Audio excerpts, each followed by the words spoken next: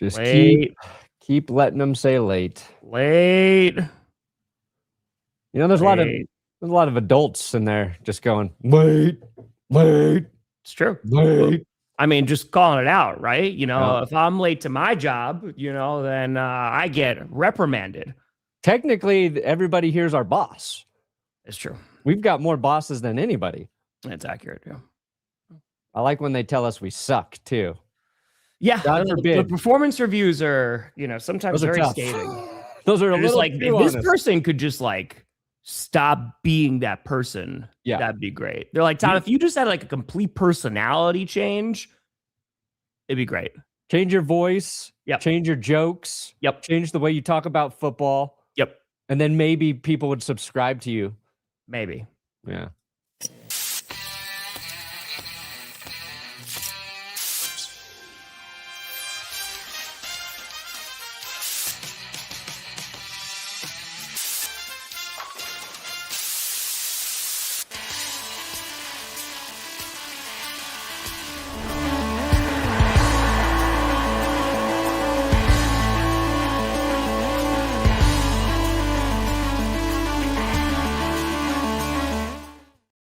Oh, baby. We here. Well, stay. You in the right direction. Welcome to another edition of the Grossi Perna Show. I'm Tom Grossi. Don't ever do that again. That's Brandon Perna. And this is GPS.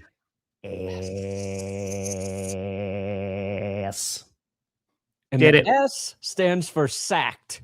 You got sacked, Harbaugh. Everybody's getting sacked. Sack those coaches. Todd Bowles. Except for Todd. Zach Taylor. And the Colts front office. But everybody else. Hey, I'm going to give the Colts a pass there. Rest of them, sorry. I mean, I do. All right, this is going to be if you're saying that's information. I love how we just talked at the exact same time. No, you can go first, please. No, I'm good. I pooped solid for the first time in a week yesterday. It was real. I literally looked, I was like, oh, it was really nice. Nice. Yeah, I was going to preface it that too much information, but yeah, that's good. Yeah, I was telling Perna, hi, everybody. I had an allergic reaction on Monday. That was super fun. My first real meal back, but we're alive. We're kicking. John Harbaugh was fired yesterday, and that I was late to that. You had a live stream before I had a reaction video out. That's how you know I was late. I know. That's how you know. When Perna's breaking news. This, when I can get in that live and somebody's like, you actually beat Tom. And I was like, oh my God, I did? I literally didn't know until 40 minutes after it happened because like I was doing a million other things. And then I was like, oh, let me just check my phone. And there you go. Dude, I wouldn't have known either. I was literally playing Barbies with Carmi. We were playing Barbie. I was like, you know what? I grinded through the morning. I was like, I was really productive. Carmi's like, will you play Barbie? I was like, as soon as I finish. And then she was yelling down the vent, Dad, can you play Barbie yet? And I was like, you know what? I can. I've got 20 minutes. Yeah. And then Will texted me. He's like, did you see Harbaugh's out? And I was like, fuck, no. And then I'm distracted. I'm playing, but I'm thinking about, oh God, I got to go do this Harbaugh video. Yeah. But Barbie's it was fun. It's pretty tight. We're on a camping trip. You know, we got the Barbie camper van. Very nice. Carmi has all the rules that change every time. So every time I think I understand what we're supposed to do, she's like, Dad, they don't do that. I'm like, all right. Idiot. Wonderful. Yeah. You don't know the rules of Barbie? Yeah. Speaking of Barbie, Harbaugh last few years really operated like a Ken doll out there, huh, guys? Like a Ken doll? Because no dick? I mean, just like a statue? He didn't have a penis? Yeah, Harbaugh famously no penis. Oh, all right. Yeah. Yeah. Got Ken doll. Yeah, I want to talk about, so we're going to rank all these head coaching vacancies because it's always interesting as soon as a head coach is fired, right? There are usually like two camps, right? It's like, oh my God, thank God this has happened. Or like, okay, this just needed to happen. But then there's a whole bunch of other teams that are like, can he be our new head coach now? And I feel like you saw a whole lot of that yesterday from opposing teams that were like, oh, John Harbaugh is gone. We will happily take John Harbaugh. And immediately, I think he became one of, if not the most, like the hottest free agent, right, in this coaching cycle. Yeah. Like, he's got to be pretty damn high up there. He was one of the longest tenured coaches in the NFL. He was hired in 2008 by the Ravens. Yeah, it's wild. 18 freaking years, as the Ravens head coach. That's a long ass time. Of course, won a Super Bowl. And I do think it was time for the Ravens just to like part ways. There was a weird season and it's been, but I think ultimately a bunch of teams very happy he is now unemployed. Any child born the year John Harbaugh was hired by the Ravens can now legally buy cigarettes, Yeah. Yeah. Get yourself a pack of the GPS cigs. Nope. Kids. Don't sell those. I even posted the John Harbaugh live stream on the GPS podcast, Tom. Oh. You know how people probably clicked on it going, oh, Brandon and Tom are going to be here. Just you, though? It was just me. Luckily, we don't get a lot of feedback on Spotify, so I don't know if people liked it or not. But just a reminder, we are in podcast form. So if you just want to listen to us, you can. Or just Perna. That. And then I was like, I should have checked with Tom to see if he was cool with it. And then I was like, you know what? We don't really give a fuck about the pod. So let me just see what happens. And I'll check the analytics. You don't make any money off that podcast. It literally is just like people are like, can you make this into a podcast? And then like years later, we were like, okay. And then here you have to be 21 for cigarettes? No, it's 18, right? Back in my day, it was 18. Back in my day, they handed you a pack when you turned 10. Right as they sent you off to war. I was about to say send you off to war too. Yeah. So I actually want to talk about Brian Flores for a hot second because I came across, there was a clip from Ryan Fitzpatrick. I don't know if you saw that from yesterday. I did, but I didn't watch it. So Fitzpatrick was like very, very candid. And of course, Fitzpatrick, he's been a QB for 12 different organizations. Wow. Like he's played for a lot of different franchises. So he was there when Brian Flores was there for the Dolphins. And he was like very, very honest and open about this and was explaining how, that year, basically they gutted the entire Dolphins roster, right? That was like that tank for Tua year. And he said, for a while, Flores was actually like very relatable and like approachable. And like, it was actually pretty good. Like he was very hard on the players, but he was bringing the best out of these guys. But then like when he was bringing in all these like assistant guys from New England, where he like got his start, his quote, Fitzpatrick, he became a dictator. Yeah. And was just like, and he burned a ton of bridges and like he did not get along well. So he anticipates that, as more time goes on between when Flores was in Miami and, he left, because he left Miami with a lot of burned bridges, lawsuits coming out of the league. And, there was talking about them wanting to tank and he didn't want it, all this stuff. Right. And I don't think the Dolphins owner is particularly good. But with Flores, Fitzpatrick was saying that during the interview process, he's probably going to come off as like very relatable. It was probably good that he went to Pittsburgh and learned under Tomlin. And then, of course, he's been doing what he's been doing with KOC in Minnesota. But they're like, if they ask for a reference for any of the guys that work under him or worked under him in Miami, it's probably going to not go very well. And so I am very curious because like his name has been popping up a whole bunch. Even with the Baltimore job, right? And like I've talked to a bunch of Ravens fans and they're like, we would really like Brian Flores. I'm curious if he's going to get that shot, and we see a lot of coaches in this league who get second and third and fourth and fifth chances who probably shouldn't. And I wonder if Brian Flores is going to be one of those coaches who's going to get that opportunity. Yeah, that'll be kind of fascinating to watch because he kind of put himself in the same situation as we watched play out with Josh McDaniels after it didn't work out here in Denver with Josh McDaniels. And after Josh left, like that became the story about Josh. Like he wasn't relatable to any of the players. Like it was like Champ Bailey was like, yeah, he came in and demanded respect without actually earning it from anyone in the locker room. And I think it was a little bit different with how it shook out with Brian Flores. But if you've done that once, if you're an organization, you have to ask, did he learn from this? Is he going to approach the job differently? Sure. Or is he going to revert back to that guy who is hard to work with?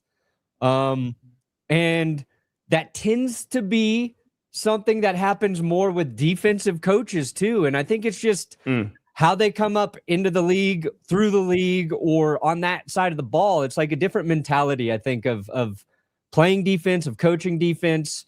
And I think you can relate to defenses, but all that shit that came out with Tua and him texting Tua that he sucked or whatever, like, I don't think Lamar Jackson and Brian Flores, I don't think that's a good fit unless Brian Flores is an easy guy to work with.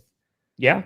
And I mean, after Harbaugh was fired, that was like the things that started coming out, right? Like Harbaugh and Lamar weren't getting along. And then Harbaugh's side of it was like, no, Harbaugh and Lamar got along, but Lamar didn't get along with Todd Monken, and Harbaugh didn't want to move on from Monken and like all that. Like, who knows what's true? It's probably a little bit of all that. Zach Orr. There is that. Also, Murph, it's not the end all be all. Make sure you go and actually read their documentation, because if they're a legal nonprofit in the United States, they have to produce that documentation. So just make sure you read it and see where the money's actually being spent. But it is a good resource. One of what I'm trying to get on Charity Navigator is, of course, Fuck the Refs Coffee, where 100% of the proceeds do go to fucking the refs. They keep asking for the proof, and I'm like, well, I can't actually show you that happening because it's you mean illicit, but you know, I see. Is your TV on? I see I see the flashes in you're right back there. Yeah, it's on the other side, but yes, right back there. Yeah, there you go. Yeah, right back there. Yeah, you pointed. Yeah, no, that's a visual effect I've added to the podcast. It really adds to the ambiance. I feel like it's just going to be interesting because there is so much. Oh my God, the NFL is very incestuous in terms of like who they hire, and it's about who you know and all that. And I am curious because if they start making reference calls like Fitzpatrick was alluding to, and they start calling some of the staff members from Miami, when Flores was there, is that going to be enough to potentially knock him? Because you have to give him credit, man. I mean, what he's been able to do in Minnesota, that defense it's the second best defense in points allowed. And that's how they finished the regular season. And they had a really, really nice stretch. Dallas Turner, like, he's really developed really well. I know I was worried when they drafted him, but he's had a really nice season. So I'm curious, if he's going to be getting that head coaching shot, and if so, where he would potentially go. Giggity, Zach Taylor's up there. I mean, I know Bengals fans are upset about that. I think he already had a built-in excuse, though, because Joe Burrow was out for the majority of the season. So I feel like, they're going to kind of lean on that, and that's why. Todd Bowles, and I saw that the last thing I saw about Todd Bowles was that he had a press conference and was like, I think I've earned the right to be here because I've won the division so many years in a row. Sure. I think it's just you got it. I mean, you got to believe you deserve to be there if you're gotta fight for your job. Absolutely. He wouldn't be like, you know what? They should can my ass. What, guys? I get it. Like, dear God, I'm the only one. I'm the only thing preventing this organization from succeeding. Yeah. That'd be a funny sketch. A brutally honest coach on his exit interview. Guys, I have no idea what I was doing at all. My coordinators carried me for 6 years, and I've finally been exposed for the fraud I am. That's Bill O'Brien as a GM. I just took the job so I could watch the guys shower in the locker room. Kindle, John Harbaugh. We were doing so well. You're just like, nope. Can the Niners borrow Greenlaw to get Big Dom kicked out? I mean, Greenlaw's not doing anything this week, right? I mean, the Broncos got a bye. They're chilling. You just hop on over to Philadelphia real quick. No, sorry. You cannot borrow Greenlaw because he's nursing his hamstring injury, first off. You don't have to do much.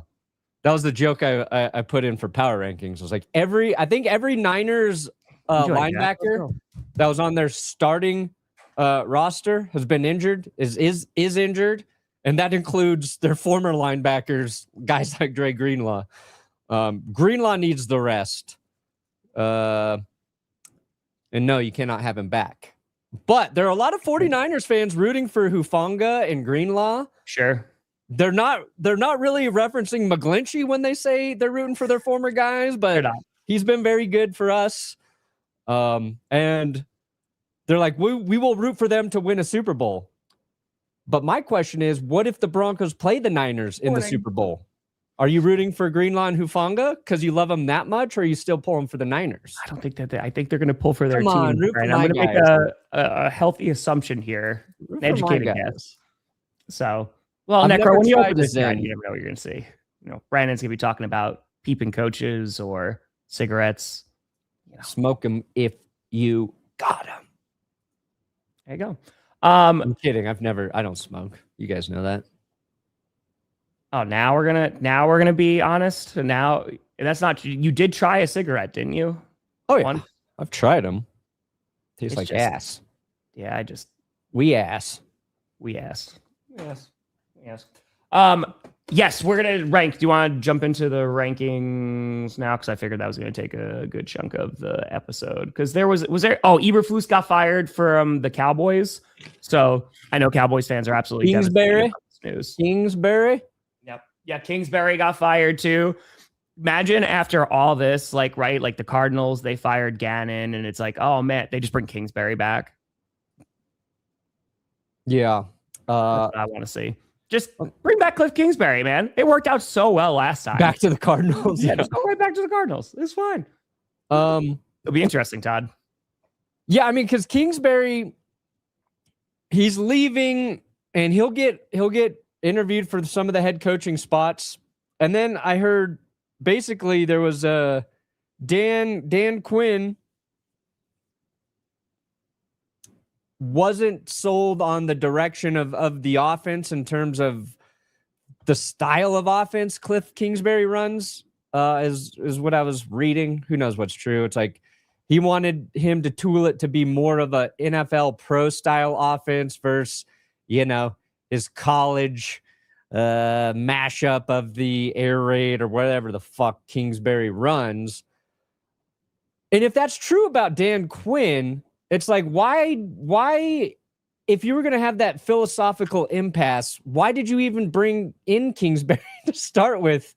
If from the get-go, so when coaches are fired, you get all this information and you just never know what's actually true. And I think Kingsbury's a little tricky. I think a lot of us thought he would be going to Washington to set himself up for a head coaching opportunity anyway, when he first went there. But then he had so much success with Jaden Daniels in his rookie season that it felt like a really good marriage. And then this year, if you're looking at the Commanders' problems, it's not their style of offense. It's just that Jaden got hurt and he couldn't stay on the field. Mm-hmm. So who knows what's true there, but I hope it's just more so Kingsbury's going to take this opportunity versus Dan Quinn's I don't like your offense anymore. Sure. Yeah. Well, I mean, it's also because, again, as soon as coaches get let go, there's lots of stuff that comes out before and after. But there was apparently some stories that players were not very happy because Jaden Daniels really liked Cliff Kingsbury and so again, we'll kind of see what direction they go. I mean, the Commanders were a mess, man, for a multitude of reasons this year, including injuries. But I do wonder who they are going to try and tap for that. And speaking of offensive coordinators, and this is no shock to anybody, the Lions also fired Morton, which, yeah, I mean, it felt like he was fired when Dan Campbell took over, because then I don't know what he did in the building after that. So, yeah, no surprise there. You're right. All right, I've got a better tier thing we can kind of use as a visual. It's not going to be perfect, but we'll try it. There you go. Now we're talking. Kevin Patullo. There you go. That's who you want as your head coach, offensive. Dude, what if the Eagles win the Super Bowl? Do you think the Eagles would be Eagles fans would be the most miserable fan base to win another Super Bowl because that means that they're going to keep Kevin Patullo? Yes. It might be. It might be. Like Eagles fans, I get why. They've seen a clear drop off in their offensive production, but they don't have it nearly as bad as like the Bengals right now. Like Joe Burrow said something like, "Yeah, there's some changes that need to be made and addressed," and the Bengals were like, "No, they don't." Nope. Now that we know you're alive, Joe, shut the fuck up and have fun trying to score 40 plus points every week. Yeah. I mean, defense got better as the year went along near the end. That's nice, but yeah, we'll see. Yeah, it's still not. It did. It got a little bit better. It did. It got better. I mean, they were like the worst statistically in the league for a bit. So, you really can once you hit rock bottom, it's only up from there. Yeah. That's all right. Here we go. I got it now, baby. Shade villain. Got that tier maker. Presentation mode. All right. So it's beautiful.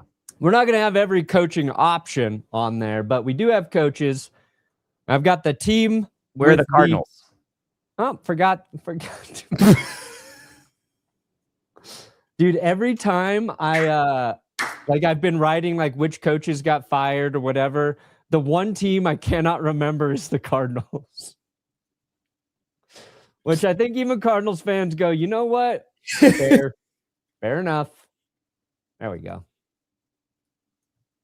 Cards. There we go. That actually, who?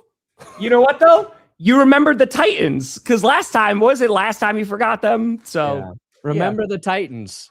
There's literally a movie called Remember the Titans, and it is about trying to remember that they are a football team. Will Green Bay Chicago be as iconic as the 2010 NFC Championship game? No, but it's different. It's very, very different. I mean, I think it's also a proving ground. The Bears finishing as the 2 seed, and they're like, all right, we were able to do all this. And if that entire season just comes to a screeching halt and they lose, and it's the Packers, if it was any other team, I think Bears fans would be at least more accepting. But if it's the Packers who knock them out, yeah, this is going to be a game. That's going to be a game, baby. Could be a great day. So we'll see. All right.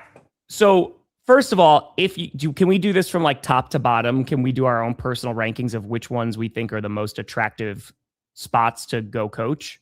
Yeah. Okay, cool. I think the Ravens are probably number one, right? Yeah. I would say this is my ranking. I think the Browns are the worst. I think the Ravens are the best in terms of potential. Now, I think the Browns have a much better roster in place. Sure. At least on the defensive side of the ball, the Browns have a better roster than the Cardinals. But the Browns, they got a bunch of, I think like half of their offensive line is slated to be free agents. I'm going to bring that up. Let me look at the Browns. Well, I think I don't disagree with you because the Cleveland Browns have some playmakers, right? But I think there's two things that are issues. One is like they don't know who their quarterback is going to be, right? Like there's not an established guy. And then two, and I think the biggest issue is your ownership, right? It's just because if you go and coach in Cleveland, that is going to be hanging over your head. And right? three, Watson's cap hit is $80 million. Oh yeah. So like Deshaun Watson has an $80 million cap hit in 2026. Yeah. Dude, they got dead money. It's not good. They got $20 million in dead money for guys like Dalvin Tomlinson. They got $5 million to Juan Thornhill. Yeah.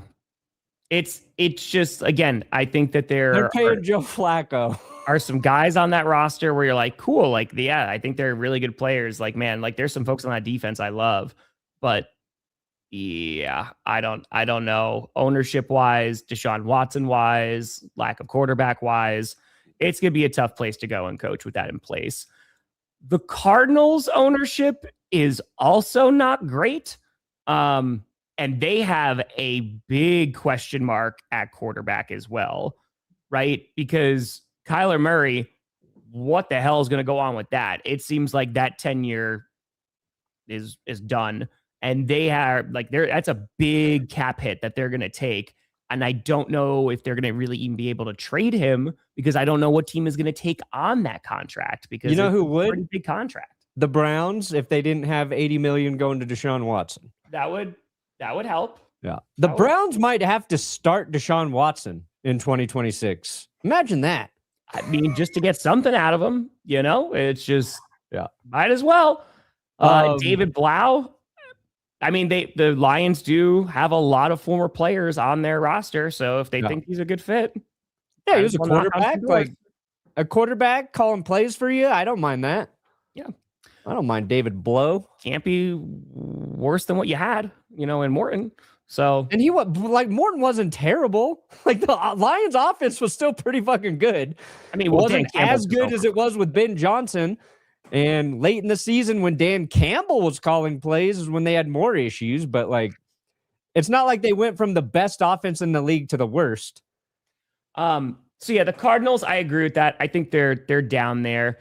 The Titans and Raiders, I might flip. Again, Titans ownership, meh. But you do have a franchise quarterback, or at least assumed a franchise quarterback in Cam Ward. I'm very high on Cam Ward. I think he had a good rookie season. So I think that is an attractive place to go coach, because you have him there, and then you can kind of rebuild the roster around him. And I think the Titans, if they draft well and they do well in free agency, they can be competitive relatively quickly. If they hit on some O-line picks, if they go get some receivers and give them some weapons, I think the Titans can be more competitive. The Raiders are interesting because I feel like that is, you have Brock Bowers, right? Great on offense. For the time being, you have Max Crosby. If you're starting with your tight end, I know. Your offensive. So these are guys who are going to be on the roster, right? You don't know about Max Crosby, but Ashton Genty, right? You're hoping that he's going to pick up. You are going to have you have the first overall pick in the draft, right? And you basically get to determine what the short-term future of the Raiders is going to look like. So I think that is in a very alluring spot. And dude, yeah, I mean, Harbaugh to Vegas makes a ton of sense. Right? Because you want somebody to steer the ship. This is what you thought Pete Carroll was going to do. And he just wasn't the right fit, for the Raiders. Ownership, he got some questions there too. But yeah, I just don't know. Maybe you flip the Raiders and Titans, but I think you can make arguments for either. Or I think you have maybe more flexibility when it comes to the Raiders, of just hey, you get the first overall pick and you get to determine who your guy is. Yeah, I think if you're a head coach and you're hoping your head coach is going to be confident, but your head coach, you're confident in your ability to build and structure a team, and you're going in with the GM Spytek, right? Mm-hmm. Spytek's your general manager. They're keeping him. You got Brady in the mix there. So as that head coach, you really get to shape the team, and I think that's a little more appealing for a coach versus going to Tennessee, where they've decided on their quarterback. And that's not to say that somebody's not going to love to work with Cam Ward, because I think we all watched him and he's a baller. And if anybody was put in a worse situation this season than Cam Ward, I don't really know who it is. But the issue with the Titans has been the structure of their front office and their ownership with Amy Adams Strunk. Now, they finally made some clarity, right? Mike Borgonzi is now officially the GM, and they moved Chad Brinker to president of football operations. Before, they had this shared role, and nobody really knew whose duty was what, but they have an official line of power there. And hopefully that clarity allows the Titans to function from a front office perspective as a normal football team. But if once they've got the Mike Borgonzi scheme in place, maybe everything else will trickle down. But I still think the Raiders are a little more appealing. Trickle down works. I get you. There's pieces on the Titans. There's pieces on the Titans defense, but And the Raiders, you got a lot of questions there. You got Max Crosby, who you could trade and bring in extra draft capital, but it's tough. You're splitting hairs between those two right now. That's what I'm saying. Like, that's the argument. If Flores leaves, what happens to the defense? I mean, I think Dallas Turner is going to be a problem on that D-line for a while. But the Vikings, dude, like, they're in cap hell next year. Like, it is not fun. So, I mean, they're going to have to already restructure some things and potentially let some guys walk. So how are they in cap hell with a rookie QB? The Vikings are in an interesting place right now. Yeah, they're 30 mil over right now. Yeah, no, it is not fun. So Chiefs are 43. Yeah, imagine it gets a little worse. Okay, and here's one thing about both the Titans and Raiders. Titans have 113 million in cap space. The Raiders 110 million in cap space. There you go. You get to shop around. Yeah. So if the Raiders do trade Max Crosby, that frees up more cap space. But the question is like a good deal. I mean, it doesn't make any sense, man. Which of those teams, though, you have all that cap space, but who's really going to want to play for either of those teams right now? Unless you hire a coach where it's like, oh man, I want to go play for this coach, right? Yeah. And I think that's where the Raiders are going to have some flexibility as long as they're able to front the money and be like, hey, like, we're going to go pay. If they're like, hey, we are going to give John Harbaugh like an offer he can't refuse, that's going to potentially, I think, sway some folks maybe. And also they just throw money at folks. But dude, Harbaugh with Mendoza on the Raiders, that makes too much sense. They're both they're both devoted to God, and I think Mendoza is exactly the kind of quarterback John Harbaugh wants to work with. There you go. Was Flores wrong about Tua? It's not necessarily it being wrong about Tua.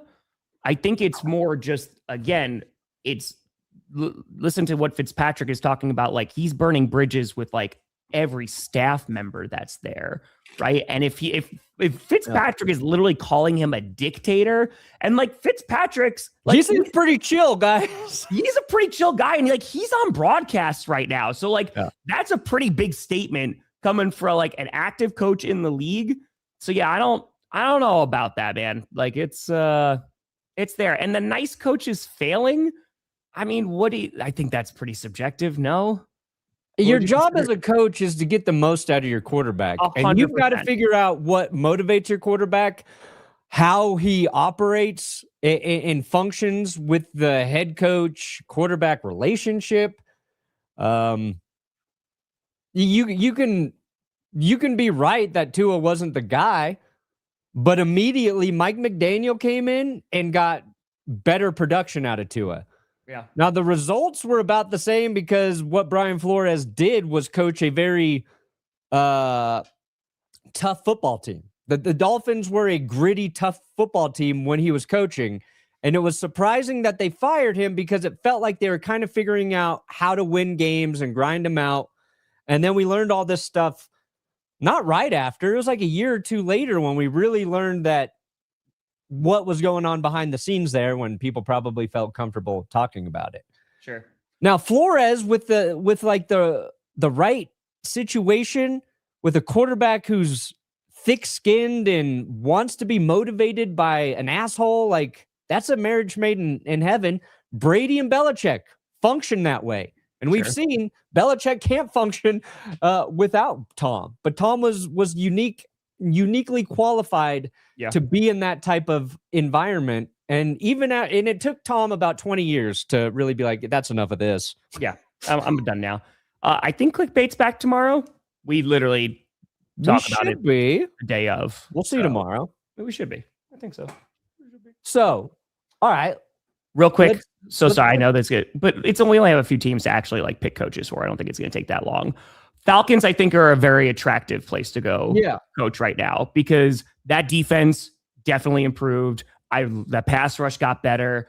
It's really like Michael Penix. I feel like that evaluation period is still ongoing, right? Because like you want to see more of him, but they got some playmakers, man. Like obviously they have one of the best running backs in the league. I really like Drake London. We'll see what happens with Kyle Pitts, if they're going to just wind up moving on from him. But yeah, I think that is a place that you want to go play. I feel like they could use just like a young coach, and he would do like really well. Like a young, like offensive minded coach would do well in Atlanta. Sure. Giants, you have above the Falcons. It's true. Yeah. Because with the Falcons, you still have quarterback questions, and it's not because I think Michael Penix can play QB in the NFL, but I don't know if he can stay healthy. Like that was a concern based on his multiple ACL tears coming out of college. It's going to be a concern as he's recovering from more knee surgeries now. That is an issue. The Giants, you've got a quarterback in Jackson Dart who I think everybody's high on. If you've watched him play, he's exciting. You got Malik Neighbors coming back from his injury. Cam Scadaboo was good. The Giants have attractive pieces. I agree. It's not, and they have, the 5th overall draft pick. So they have the ability to add an impact player right away. Yeah, so I think they're a little more attractive than Atlanta. Although the division in Atlanta will maybe a little more winnable. But yeah. The interesting thing too that we learned is that, and I don't know if this is spin from John Harbaugh's agent, but there was a team or multiple teams who currently have a head coach that called and were interested in seeing if Harbaugh would be interested in coaching for them. And I think the funniest thing that could happen at this point is there's a team out there right now with a head coach who fires their coach to bring in Harbaugh. I think a lot of people right away speculated that would be Miami, but like, is there a team that comes to mind that still has a head coach that would try and bring in Harbaugh? Go Paco. Yeah, I mean the Giants, I think, are a huge candidate for that. So, no, the Giants don't have a head coach. I'm saying a team that currently still has their head coach. Oh, that would still want to bring in Harbaugh? Yeah. I'm sorry, I thought you meant the Giants. Okay, yeah, no, I mean, like I think a lot of these teams would love to bring in Harbaugh right now, just based off of experience. But yeah, I think there's I think there's plenty of teams that would like to still bring him in who currently have employment with their head coach. I mean, the Buccaneers, one of them. I mean, the Buccaneers want anybody but Todd Bowles right now, or Buccaneers fans. Todd Bowles, the Dolphins, Bowles, the Bucs, maybe. Who Bengals else would be on something different? The Jets. I like the Bengals. That's funny. The Jets are up there. The Jets, well, the thing about the Jets is I think they're actually doing what they were supposed to, and that is actually just tank. I think they're gonna let Glenn try and build something, but yeah, I don't know, man. There's not a lot of options. Now the Ravens are the most attractive spot, and that is 99% because they have Lamar Jackson. Oh, real quick, did you see that the Titans are interviewing Jason Garrett? Yes, I did see that. That is that's funny. I'm so sorry, Titans fans. I know it's just an interview. Dude, the next Titans head coach is either Garrett or Mike McCarthy. Like, I hope you get Mike McCarthy. I hope for your sake. Is he better than Jason Garrett? I don't know. I think so. Oh my God, I think so. I think a bit. I don't know. I think so. A little bit. I think you just go, hey, Cam, who do you want to work with? How about him? Hey, Cam Ward, who do you want to work with? Who do you want? Yeah, all right. Matt Nagy's making the rounds. Let's start off. Let's put some coaches in these spots here. Let's go with before Harbaugh was fired, one of the most popular names going around was Clint Kubiak, right? So the offensive coordinator for the Seattle Seahawks. I would say he was probably near the top, if not the top guy before Harbaugh was fired. in that he was going to be, I know he had interviews with the Giants. Yes. He's going to be called around. What spot do you think makes the most sense for him? Because I do think the Giants make sense. I think the Ravens can make sense, but I think the Falcons make a good amount as well. I think he'd be fun with the Falcons. Yeah, I think the Falcons make sense. I don't know if Clint Kubiak's going to leave Seattle to go to the Falcons. Yeah. I think Clint Kubiak's top destination is the Ravens. I think his offense is a perfect fit for the Ravens. I think the Giants are going to be asking themselves, do we take a chance on a guy without the experience of head coaching like Kubiak, or do we go all in for Harbaugh and try and find, the next offensive coordinator to work under him? And we'll use Mike McDonald here for Clint Kubiak because it's Seattle. I think the Raiders are going to be... Well, the Raiders are also interviewing... Another guy out there is Davis Webb, the Broncos quarterback coach. The Raiders, I believe, are interviewing Davis Webb. So you've got Kubiak as an offensive guy. You got Davis Webb as an offensive guy. And then you got John Harbaugh. And then you got Kevin Stefanski, offensive guy. And Harbaugh is not. Harbaugh's special teams, we don't know what the fuck Harbaugh's strength is. He's just... His strength is he was with the Ravens for 18 years. Does he know offense? Probably a little bit. Does he know defense? A little bit. But I think... They want to know, Brandon. The people want to know. The voices are getting louder. I'm ignoring it. I'm ignoring it. Can't ignore it. You know what to do. Okay. Oh, man. So you think, again, I could see it's those top three teams for me that I think make the most sense. I could see the Ravens because he was on Kubiak did the Saints for a little bit, right? He was chilling with them for a little bit. Yeah, he was last season. So when they had that hot start, we were like, holy shit, Clint Kubiak and Derek Carr, this is a match made in heaven. Yeah, that's very fair. Yeah, I could see the Ravens. And Clint Kubiak, just if you didn't draw the connection, his dad is John Elway. So coaching lineage makes a lot of sense there. All right. Harbaugh. I like Kubiak to the Ravens. Okay. Or I like Kevin Stefanski to the Ravens. I like a division shift. I like Stefanski makes sense in terms of he's an offensive guy. I don't think he was the problem in Cleveland. So we'll leave those two guys next to the Ravens, and we'll kind of adjust as we go through here. Let's get them all on the board if we can. I feel like Stefanski would... Oh, man. I feel like Stefanski fits in a few different spots. Maybe Stefanski to the Falcons. I could see that. I can see it. Like, I think Stefanski and the Titans might do pretty well. Ooh, yeah. That would be hysterical. Lane Kiffin's just like, you know what, LSU? I'm actually going to go coach for the Cleveland Browns. Match made in heaven. Stefanski with Cam Ward. I could see it. Yeah. I could see it. I can see it. I know. There's Cardinal fans out there. I'm just messing with you guys. That's right, Ghost. Dozens. The St. Louis Cardinals, we all love you. Yeah. Because I think Stefanski does get a shot. I think he potentially gets a head coaching job. Before Harbaugh was fired, it was like he's the top choice for a lot of teams. He's around there with Kubiak.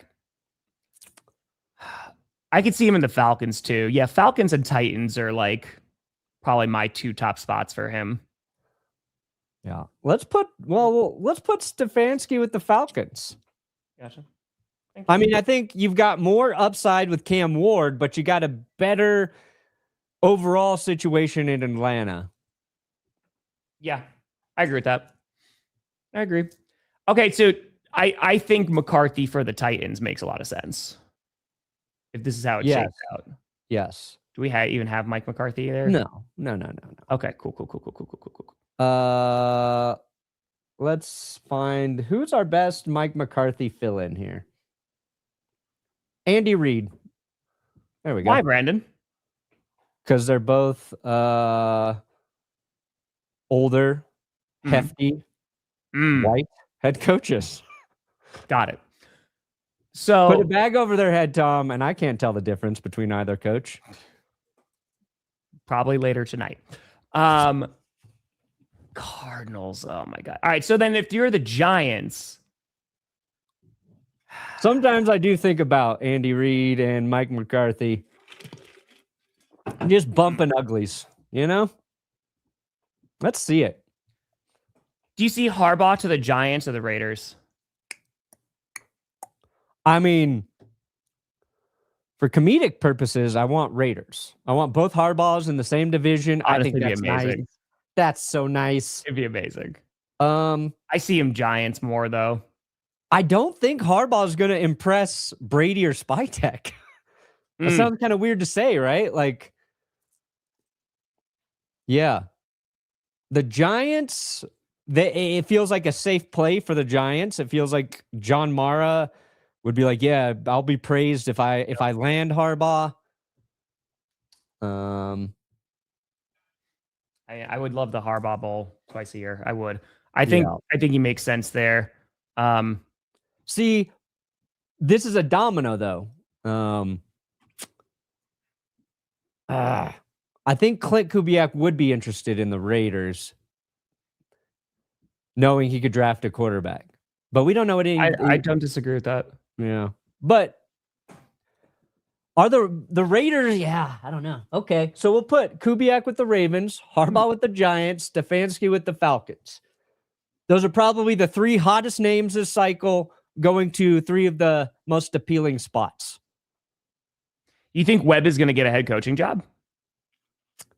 Based on the way this shakes out right here, I think he is the Raiders head coach. Okay. I mean, yeah, it helped the defense a little bit. I think so. I can see it. Davis Webb, offensive guru. Here, we'll use Kellen Moore as Davis Webb. Perfect. Okay. Webb. I'm gonna float something. If Brian Flores gets a job, Cleveland Browns. I want you to marinate on that for a second. I think that makes sense. If you could force Deshaun Watson to quit, can you get the money back? Dude, if Flores took the Browns job and in 4 years we get leaked text messages of Brian Flores talking about how much he likes Deshaun Watson. Brian Flores comes in, he's like, I'm a different guy from where I was in Miami. They're like, no, we want Miami Brian Flores. Yeah. We want you to run Deshaun Watson off this team. Yeah. You have a mission. Yeah. Hey, this is actually a good question here. How the hell is Watson's contract still ongoing? Because it's fully guaranteed. And because the Browns have continued to push money back. They restructured it. I think they restructured twice for him. So that's why. I'll pull it up. Because it was a 5-year, $230 million deal. So yeah, they restructured it.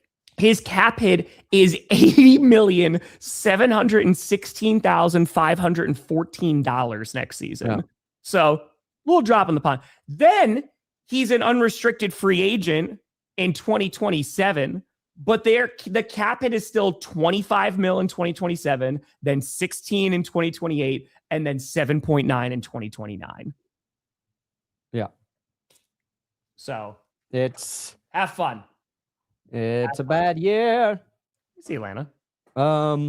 Browns, Brian Flores. I like it. For what? I don't know what they would hire Harbaugh for. I'll just use Kevin O'Connell there, KOC as Browns, but that's Brian Flores. Okay. Yeah. Flores. I like that. I think it's a good call. Like, and you look at the Browns defense, right? Very good. You get a guy like Flores, going to turn that into an aggressive unit, get more out of that defense. I think Shedeur Sanders and Brian Flores is a nightmare. That's not a marriage made in heaven. Oh yeah, no, I just want to see it. I think the Browns are going to be in the QB market at some point. I don't know if they can afford to be in it this year. But you know what? Cleveland's got a nice defense, though, man. Like, I think Flores could rock with a good defense. Yeah.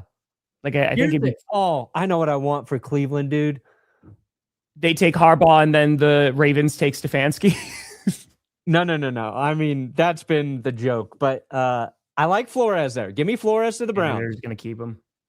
They trade Dylan Gabriel. Okay. They trade Dylan Gabriel to, whoever kind of wants a young backup. They got Shedeur. They got Deshaun Watson. And then they signed Russell Wilson for a year. Give me a locker room with Shedeur Sanders, Deshaun Watson, and Russell Wilson, please. We thought Jameis and Russ was a weird combo. Yeah. Put him with Watson and Shedeur.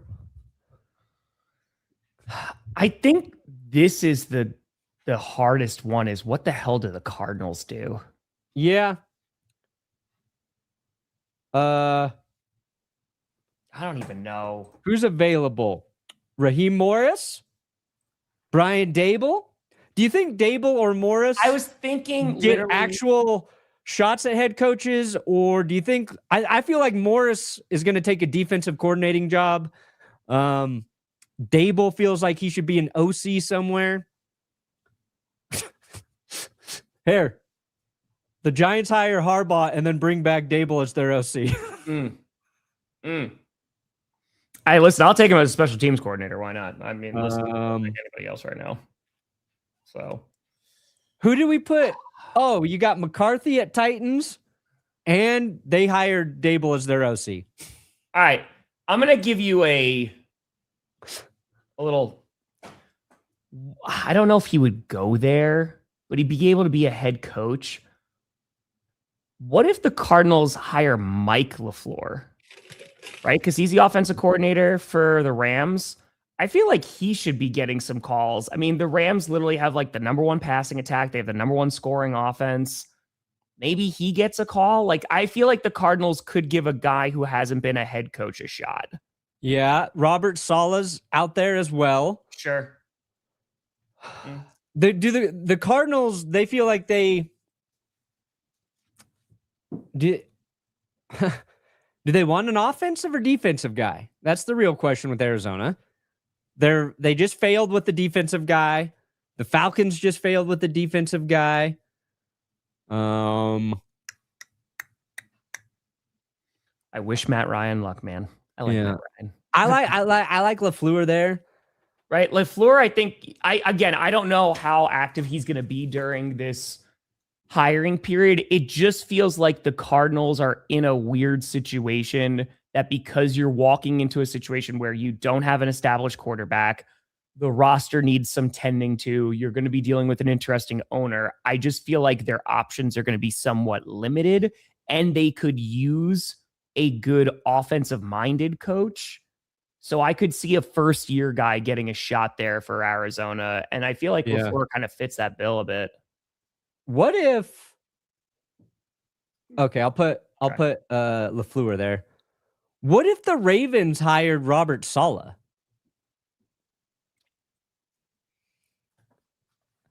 Robert Saleh to the Ravens feels like a very good fit. It feels like a good fit. I could see it. Now, I think there's still questions about Saleh's viability as a head coach, but yes, the Jets got worse without Saleh. We know when he came back to San Francisco this year, he's coached up a unit. He's really done a hell of a job in terms of being a defensive coordinator who coached up an injured unit. We know the 49ers locker room was thrilled to have Robert Saleh back. He's beloved by his players. you would still need to find who he's bringing in for his offensive coordinator. But like, in terms of a guy people like playing for, Robert Saleh to the Ravens, and I know he might, is he getting interviewed by the Giants as well? I don't remember their official interviews. He makes sense for the Giants too. And again, just going into the same building again would be a lot of fun. Hey guys. Yeah. He knows the commute. I can buy my sublet back. Yeah, he knows the commute. He knows the area. Yeah. I don't know if he goes back to New York just because he was already in New York. Yeah, I don't know. Oh, I kind of love Saleh to the Ravens. How would Ravens fans feel about that? I think he's a very good defensive coach. I think, yeah, the Jets did worse, but they're also the Jets. Like, I mean that. Yeah. Realistically, I don't know. Rodgers better with the Steelers this year. Saleh better with the Niners. Like, who the fuck hasn't been better when they left the Jets? Yeah. I feel like because here's the thing. If you're Robert Saleh, you're not leaving San Francisco for another coordinator job, right? And like, he's a very good defensive coordinator. I think Jerry might still be a little bit out on being a head coach, but I think he's earned a lot of goodwill for what he's been able to do in San Francisco again. I don't know, man. Yeah. The Cleveland Browns are the one that's really tough. Like, if they give a shot, maybe Flores, but they also might be in the same position as the Cardinals, right? Where they're going to have to hire a guy who is a first-time head coach. Yeah. That's tricky. The Cardinals, those three bottom teams are going to have to be creative. Now, and I like to give hope to, Tennessee and Arizona and Cleveland.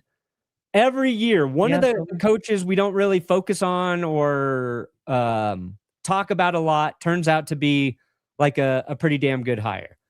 I think Kevin O'Connell was one of the lesser talked about coaches when the Vikings got him. Yep. Who else has been working out? Even Mike McDaniel, when he went to the Dolphins, it was kind of like the last guy coming in to take that job. Oh yeah, the Jesse Minter. That's the Chargers defensive coordinator. He's going to get interviews as well. Well, real quick, Chris Shula, the Chris Shula is another name out there. We don't have him on the list there, but if you're the Raiders, because like they're another one. Like, Webb is not a guy that I have really thought about. To be honest with you, do you think they go more defensively? Do they go defensive minded or do they go offensive? The Raiders? Yeah. Oh, I think they bring offense. I think Tom Brady and Spytek, they're going to want to be on the same page with a coach who's going to develop their quarterback they're about to draft. And I think they don't want to go through the cyclical sort of nightmare of losing your offensive coordinator, because like if the Raiders hire a defensive head coach, they draft Mendoza and Mendoza plays out of his mind as a rookie, the hottest candidate for the next head coaching cycle is going to be the Raiders OC. Like, you go into that situation and you make your rookie look good, people will be like, we want that fuck on our team coaching our quarterback. Yeah. So yeah, Raiders could be in play for Clint Kubiak. What we don't know is, our team's going to are they going to regard Clint Kubiak more highly or Davis Webb in this interview cycle? And we don't know. And it's going to be up to those guys when they go in and interview. Kingsbury could make a little bit of sense for the Raiders, but I could see that. I can see Kingsbury. I could see LaFleur. I know we talked about him with the Cards. I can even see him with the again, because they're ranked first in passing, seventh in rushing, and first in points. Like, I have to think that Mike LaFleur is going to at least get some calls. Yeah, that's fair. Yeah, I don't know. It's going to be fat. And I feel like the dominoes are really going to start to fall when like Harbaugh gets hired, and then it's going to kind of start to be like that scramble. Yeah. And to finish what I was saying, Mike McDonald for Seattle, amazing coach, was not the most highly regarded hiring in that cycle. Like a solid hiring. But we don't know. You never know, man. 2023. Who are they? You had Sean Payton, D'Amico Ryans. Yeah. D'Amico was pretty sought after. Yeah. It's going to be really interesting this offseason. The teams that I'm probably the most interested in just to see what the hell they're going to do. The Cardinals are up there. Like, it's not just coaching. It's just how they sort through all of that is going to be a time. Raiders will be interesting. I think it's attractive just because, again, like we were talking about, like they have control over what that franchise is going to look like. It literally is a fresh slate. Low expectations, fresh slate. You want that. Man, if the Falcons nail that coaching hire, Falcons could be something next year. I hope, man. They've been like on that weird precipice. Like they're getting there. It's just they got to put it all together right now. So Rivers to the Raiders. I mean, Rivers has been talking about, he's like, I think I can coach at this level. He's been saying it. I would love to have Phil in the West again. That'd be fun. Yeah, it would. Doesn't it seem like Rivers needs to be a coordinator for a year or two first, though? Like, I would assume so. He's going to have to go through and climb the ladder. I know he's got he's got a domineering personality, so I get why he'd be thought of for head coach. But I mean, yeah, like he knows offense. Rivers I would love for Rivers to be in this cycle. Just like who? Maybe it's not this year.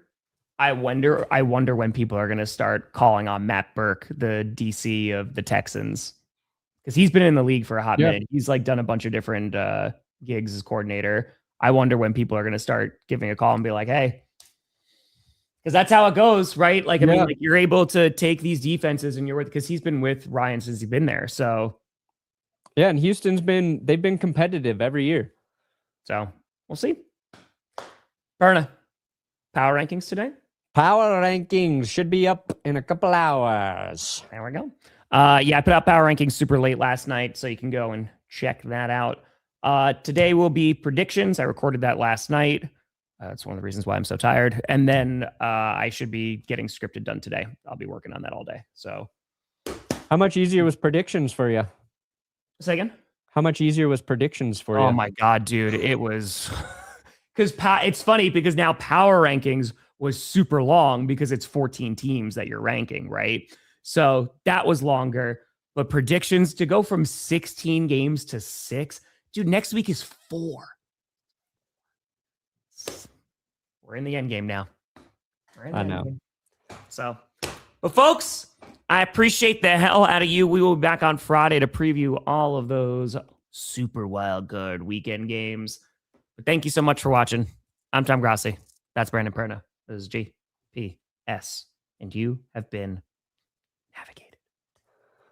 And you've reached your cigarettes. You reached them?